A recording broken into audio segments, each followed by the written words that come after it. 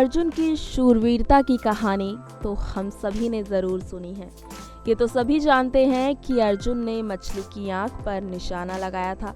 जो काम किसी और के लिए नामुमकिन था वो अर्जुन के लिए मुमकिन था। अर्जुन के बहुत से तथ्य हम जानते हैं, लेकिन फिर भी अर्जुन के जीवन के कई ऐसे पहलुओं से आज भी हम अनजान हैं। जैसे कि हम में से बहुत कम लोग इस बात को जानते होंगे कि अर्जुन अपने जीवन में एक बार नपुंसक भी बने थे। चलिए आज हम आपको इस बात की पूरी जानकारी देने वाले हैं कि किन परिस्थितियों में अर्जुन को नपुंसक बनना पड़े था। बता दें आपको, अर्जुन अपने जीवन काल में एक बार नपुंसक भी बने थे और अर्जुन महाभारत के सबसे मुख्य पात्र में से एक माने जाते हैं। ये बात तब की है जब पांचों पांडव और द्रौपदी का वनवास चल रहा था। वनवास के बारे में हर कोई जानता है कि पांडवों को 13 वर्ष का वनवास मिला था और 1 साल का अज्ञातवास मिला था। बता दें आपको, भगवान कृष्ण हमेशा पांडवों की हिम्मत बढ़ाते हुए भी हमें महाभारत में दिखे हैं और कौरव उन्हें कैसे परेशान करते थे इस बात की भी जानकारी हमें बखूबी है।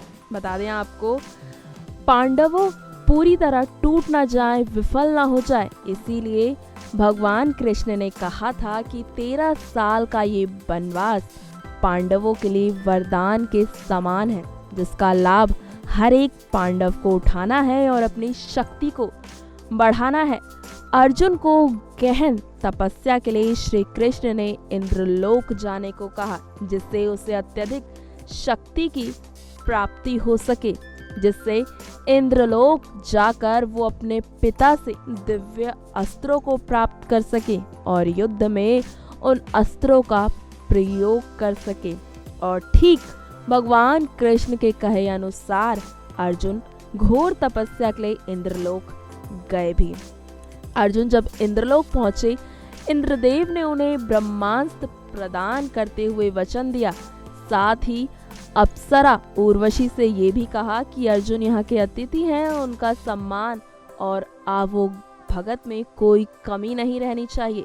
इंद्र ने अपने दिए वचन के अनुसार अर्जुन को ब्रह्मास्त्र समेत कई दिव्य शस्त्र प्रदान किए। अर्जुन के इंद्रलोक में प्रवास के दौरान अप्सरा उर्वशी उसके रूप को देखकर उन पर मोहित ही हो गई।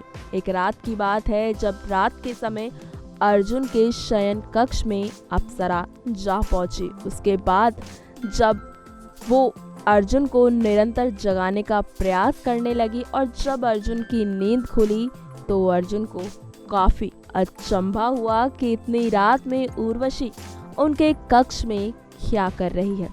तब उर्वशी ने इस बात पे कहा कि आप मेरे अतिथि हैं, आपकी सेवा करना मेरा धर्म है, इसीलिए मैं अपने धर्म का पालन कर रही हूँ।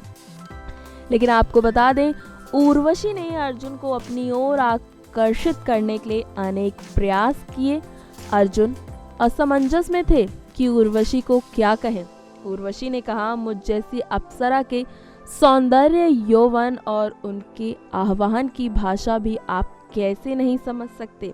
अर्जुन ने कहा कि ये सदाचार की भाषा नहीं है। मेरे लिए हर वो स्त्री आदरणीय और माता के समान है जो मेरे साथ विवाह के बंधन में नहीं बंधी है। तुम मेरी माँ के समान हो।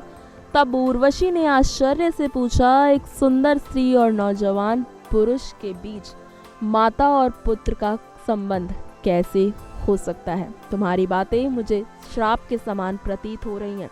इस पर अर्जुन ने कहा कि इंद्रदेव मेरे पिता हैं और आप उनकी प्रेमिका हैं, इसीलिए आप मेरी मां समान हैं।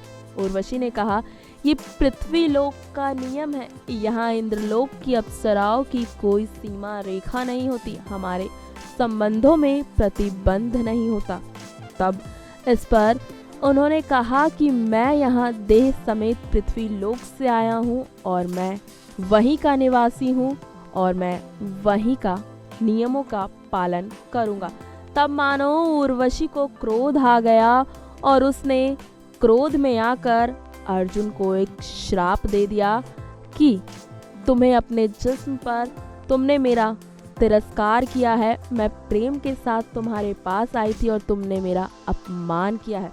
तुम्हें तुम्हारे इस गुरूर, इस घमंड की वजह से अब तुम्हारा नाश हो जाएगा और तुम नपुंसक बन जाओगे। अर्जुन ने कहा, मैं आपके इस श्राप को स्वीकार करता हूँ। बता दें आपको कि अर्जुन के लिए ये श्राप किसी वरदान से कम नहीं था। इस बात की जानकारी हमने आपको पहले ही दी थी कि पांडवों को 1 वर्ष का अज्ञातवास भी झेलना था और ये श्राप तब अर्जुन के लिए वरदान बन गया जब ये अज्ञातवास का समय था। उस समय अर्जुन ने अपना नपुंसक रूप धारण किया और ऐसे में उन्हें 1 साल तक कोई भी नहीं पहचान पाया, जिससे कि ये उर्वशी का श्राप अर्जुन के लिए वरदान बन गया। नेक्स्ट 9 न्यूज़ रूम से आरती की रिपोर्ट।